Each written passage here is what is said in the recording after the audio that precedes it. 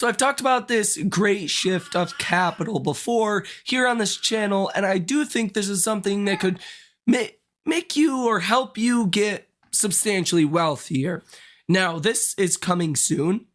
Within the next 6 to 12 months, in my personal opinion. I think it has already started. So I don't think it's more of a concept than it is actual conception and timing. It's not a concept. It's already happened. It's kind of like the only way to prevent a baby is to not make a baby, but once it's conceived, it's over. You got 9 months from there, okay, buddy? That's the kind of scenario we are in. We are in the contraceptive phase of the offspring, and it happens slowly, right? The progression just progresses at a slow pace for a while, and then boom, before you know it, you're going to be a lot wealthier. Now, we're going to talk about this. We're going to look at some data points here on our markets. You would almost think from the intro of this video, we're not even talking about stocks, but trust me, we are. We're going to look at about 5 different stocks that could make you wealthy. And we're going to talk about AMC as well a little bit here in this video, how that can be affected and benefit from this great shift of capital. This is something I have dubbed. I haven't heard anyone talk about this the way that I have. I think a lot of people understand this, but a lot of people are not willing to actually go out there and label this. And I think it's kind of similar to what you've seen in 2021. I think almost the same degree of what happened then is going to happen again, but it's going to look different because 2021, any stock that was just anything listed on our markets did well in 2021. If you had a stock that did poorly in 2021, something was really, really wrong with the business. Like they were going bankrupt or something. And then even then, bankrupt stocks would rally like 1,000% sometimes. So it's a little bit different because not everything is just universally going to do well again. Some of those bad stocks you might have bought, that I might have bought back then in 2021 or 2022, they're not coming back. But some of them are. And I think you guys probably own some of these stocks we're going to talk about here in this video. I'm going to show you guys some of my positioning in these stocks. We're only going to look at the Robinhood portfolio. We have many other portfolios, like 3 or 4 different portfolios that are all long-term oriented as well. But this is the one that I've been trying to build out more of these long-term positions in. Little bit more of a speculative portfolio, if you will. So I will show you guys that as well. Hopefully you guys like this kind of video. If you do, hit that like button and subscribe to the channel. I will make more of these if that is something that you guys do like. So nonetheless, let's go ahead and get into it. So this great shift of capital, it sounds more complex than it actually is. It's a lot of money on the sidelines. This is the most, well, one of the most under-owned periods of times of stocks, right? Nobody really wants to own stocks. That's because you've been fighting the Fed for 2 years. It's been over 15 years when interest rates were at 0 or close to 0, and now you're at 5.5%. People are like, hey, you could just keep your money in a checkings account now or savings account now and make more than what you ever would have dreamt of for the past 20 years, right? There's a lot of people that are just holding their money in cash, holding their money in treasuries, not in a rush to go out there and buy stocks for obviously good reasons, right? You can't blame anyone if you're 50, 60, 70, 80 years old. Why not give 5%? Why would you ever put your money into equities and try to make more than that? If you're younger, then obviously you have more wiggle room here. The average demographic watching this video is between 35 and 45 years old, so you shouldn't have your money in savings accounts, in my personal opinion, or in treasuries or any of that BS at this point. Now, this great shift of capital is taking that money from the sidelines, bank accounts, treasuries, money market funds, anywhere, right? That is investable capital, not money you're paying your bills with, but money that is already out there being invested, which is about 6 trillion in money market funds. There's many more trillions in treasuries and a couple trillion in different brokerage accounts as cash as well. So there's a lot of money on the sidelines here that is not in stocks. Well, that money is not going to go into the same stocks that did well in 2023. The stocks that did well in 2023, think about this logically. What did well? Okay, Apple did well. Amazon did well. Google did well. Microsoft did well. Apple, I said Apple's really a big one. That company's something else. Their numbers look terrible. And look at Apple at basically a new 52-week high. Well, that's because those stocks actually were benefiting from the Fed raising rates. Nobody decided not to buy an iPhone because the Fed raised rates that month. Or no company decided to not get Microsoft, cloud products because the Fed raised rates. If anything, that might have helped Microsoft's business. And look at where Microsoft stock is at. So you've seen some stocks benefit from rates going higher. Most stocks have not, but some have. And the ones that have benefited are the ones with billions of dollars of cash in the bank that are basically collecting this interest. And that's your stocks that really did well, that carried the broad markets this year. Your big tech stocks, simple as that. Well, who benefits from rates going lower?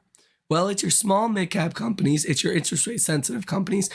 Companies I can think of right off top that directly benefit from rates going lower would be like a Tesla, right? Where 90% of their customers finance vehicles, right?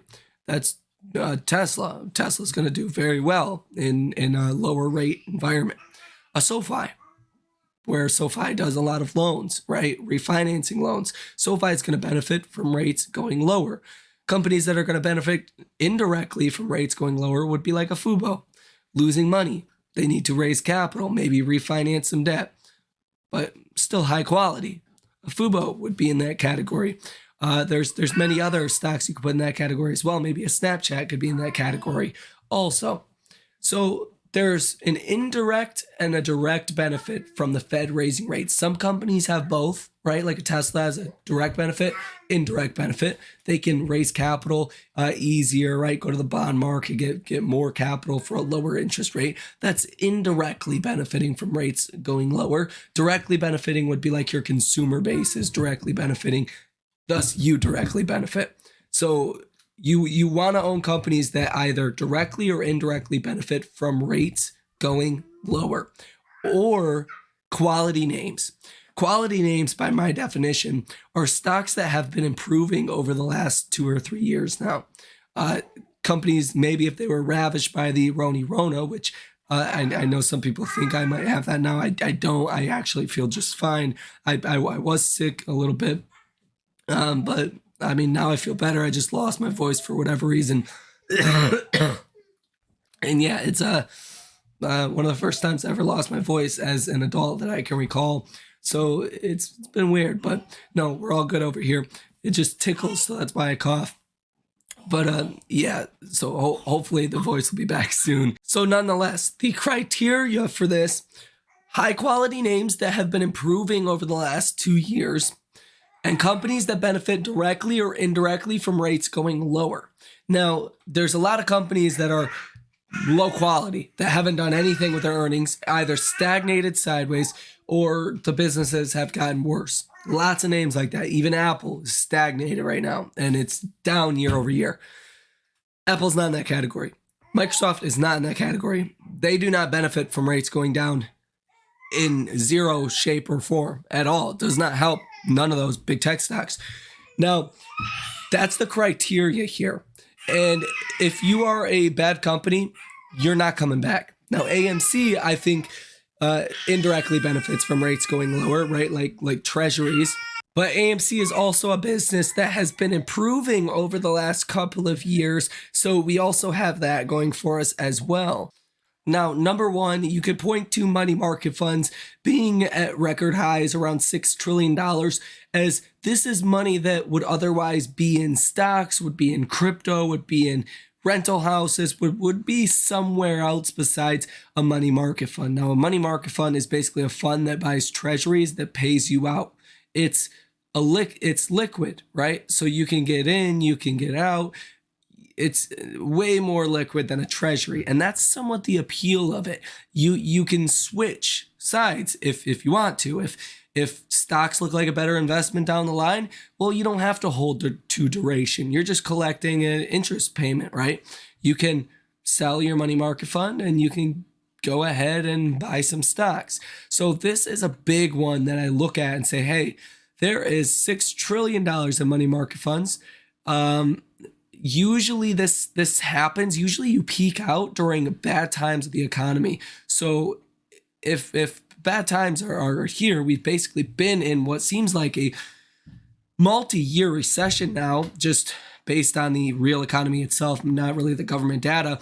If we start to fall here with money market funds and people start to take their money out of these funds, usually the drawback can be 20 to 40% of the total amount in money market funds. That could be trillions of dollars, $2-3 trillion heading into stocks. And that would be great news for small, mid-cap companies, interest rate sensitive companies, quality companies that have been improving their businesses over the last couple of years. A lot of these companies have been showing us better numbers after better numbers after better numbers. Some companies were losing a crap ton of money 2 years ago, and now they're profitable or close to profitable. Like a SoFi used to lose a lot of money.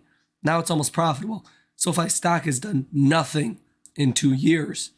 Well, I think that changes for this criteria, right? Companies that have been improving, that are well known, household names, if you will, are usually fall in this criteria as well, as you will notice. So there's a lot of money on the sidelines. A lot of that money is going to make its way into those certain sectors. Now let's get into some of the stocks that I think are primed to benefit from this, not just AMC. I think AMC is going to benefit from this, obviously, because it is one of the larger stocks in the Russell 2000, that's for sure.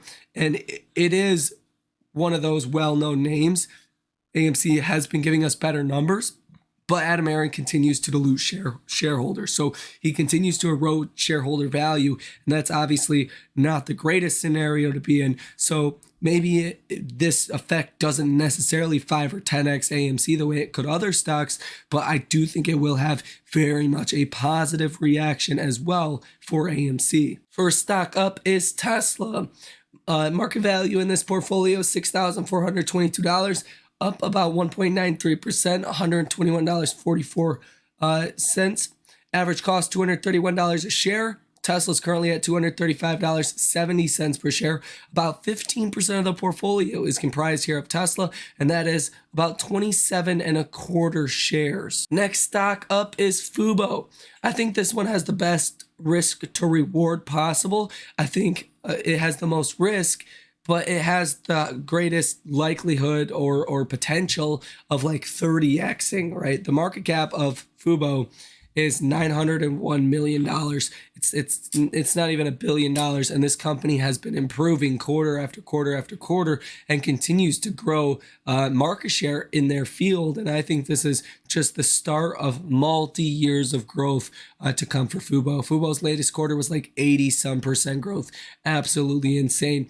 Fubo, I have market value of $7,239.67, currently up about 27.07%, $1,542.34. Portfolio diversity is 16.82% in Fubo. Average cost, $242 a share. Fubo is currently trading at $3.08 a share. Some portfolios in Fubo, I was able to get Fubo at like $1.10, some stupid levels in here around March, April of 2023. So we're obviously not there now, but I do think Fubo is, really, really underpriced compared to where the stock can go, where I think down the line, easily 10x, if not, 20, 30x, maybe even more. And this stock used to be, $20, $30, $40 stock at some points in 2021.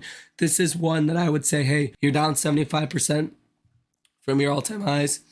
But its business is much better than it was then. So when liquidity comes back into our markets, I think Fubo is one that will very much benefit from that. Next stock up is SoFi. I'm sure you guys called this one by now. Market value, $4,809. Currently down about 45% on this stock. Absolutely insane. Down $3,894, down about 45%. Just mind-blowing when you actually look at that. Average cost, $12.43. 700 shares. Portfolio diversity of 11.17%. I Probably should have bought more shares when SoFi was in the $4 or $5 range. I did not. You're back down to under 7. If SoFi does fall even more from here, that's obviously an obvious buy. I think it's a really good buy right here. And Anthony Noto, this guy right here, is the CEO. There's a lot of reasons why people sell stock when they're in, board positions or management positions that have stock and get stock granted. There's a lot of reasons why people sell stock, but there's only one reason why people buy stock. And Anthony Noto has been buying stock for 2 years now, millions and millions of dollars of SoFi. So I do think this is one that will greatly benefit from capital coming back into our markets. SoFi's earnings have only just gotten better and better and better over the years. Just looking at this chart of SoFi's EPS, they're very close to being profitable. Whereas, Q1 of 2022, they were losing 15 to 20 cents a quarter, right? SoFi is in the best place it's been at in its business history now, and its stock is nowhere close to that, down about 37% from its IPO price. The fourth stock up is PayPal. Now, PayPal is a fallen angel, pretty much. It's one of those companies that used to obviously be much larger. There's been a lot of things that have been going on with PayPal, right? There's been fears of this slowdown for a while now. There's kind of been fears of a new CEO, how that's going to go. Overall, the new CEO has been a good thing, but there was that buy now, pay later fear as well. We really haven't seen anything come out of that. PayPal owns Braintree, obviously, Venmo, PayPal. I personally use PayPal, so PayPal is not going anywhere, okay? And the multiple in which PayPal is trading at is ridiculous. On a current 12-month PE basis, you're at 16.60 according to this here Robinhood, but next year's earnings, you're at like a PE ratio of a 10. The S&P's at 17, 18 right now. A little bit more than that, might be about 18 and a half, closer to 19. So you're trading cheaper than the broader markets by far. That is crazy. PayPal shouldn't be trading here, but nonetheless, PayPal is $55.77. Market value $5,857.15. Currently down about 43%, $4,305. Average cost at $96.76 and 105 shares. Portfolio diversity of 13.6%. And again, with PayPal is a highly profitable company. Like, PayPal's been profitable the whole time. PayPal's earnings have been somewhat stagnating year over year. A little bit, but as of recently, they've really started to make progress. They're beating on EPS in their last, what looks like 7 quarters here in a row. And the last stock up is Snapchat. Snapchat's at $12.51, market value of $2,502, currently up about $618, about 33% on this position. Average cost $9.42, 200 shares, portfolio diversity of about 6%. Now, this is a smaller position. I would love to build Snapchat into a larger position, but Snapchat just has really bad earnings. Now, they don't have bad earnings themselves, not always. Sometimes they have good earnings, but most of the time, pretty much every time, management says something that is off the walls. Snapchat has by far the worst IR team there is out there, period. There's no worse IR team than Snapchat. So even if things are fine, the IR team will find a way to make them bad. So with Snapchat, it does sometimes feel like you're fighting an uphill battle, but overall, the company's been solid, and I see the younger generation using it. My sister, that's like all she uses. That's all her friends use. She's just turned 18 now, so, many years younger than I am. And I'm sure younger people than her, some of the people she knows that are like 16 or 15 or, high school kids, they're using Snapchat. They're not using Facebook as much as like we might use Facebook or Instagram or something like that. Overall, I think these stocks, really these 6 stocks, AMC as well included in this, should do very, very well in 2024. I think these stocks have over 10x return potentials for all of them. Even a PayPal, that would be a $60 billion company going to $600 billion company. I think that is possible as well over the next, some of these companies could 10x sooner, like a SoFi or a Fubo could 10x faster than maybe a PayPal could or a Tesla could. But I think all of them can 10x or more in value over the next 5 to 10 years. Again, a Fubo might be able to do that in 2 or 3 years. A SoFi might be able to do that in 2 or 3 years. PayPal might take 10 years. Tesla might take 5 years. Who knows? But over the next couple of years, maybe, I think these stocks have a great potential of 10xing, if not just even next year, like 1 to 2 or 3xing is possible for a lot of these names. And that is all thanks to this great shift of capital that is currently underway that I think is going to continue to evolve and continue to play out. It's going to take months and months and months. It's probably going to be the second half of 2024 by the time Wall Street even realizes money's going into small and mid-cap stocks, not bad companies, good small and mid-cap companies, interest rate sensitive companies. They are the ones that are benefiting right now. Oh my gosh, we should buy those names. So it wouldn't surprise me if the end of 2024 is even more exciting than the beginning of 2024. So that's what I got for you guys here in this video. Hit that like button, subscribe to the channel, and source your comments, questions, or concerns down below in the comment section. Let me know what you guys think about all of this information, all these different stocks, this great shift of capital. What are you investing in for some big gains, big returns over the next couple of years? Source that information down below in the comment section. Don't be greedy. Let us know. Let us all make money. Thank you for watching. Enjoy the rest of your day, and I will see you in the next one.